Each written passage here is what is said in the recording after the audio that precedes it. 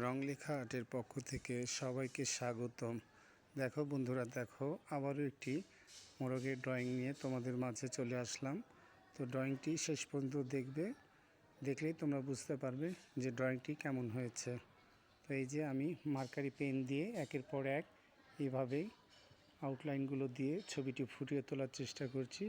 তোমার মোরগটি কেমন হলো অবশ্যই তোমরা কমেন্টে জানাবে। এই যে এইভাবেই ধীরে ধীরে আমার মোরগটি সম্পূর্ণ হচ্ছে।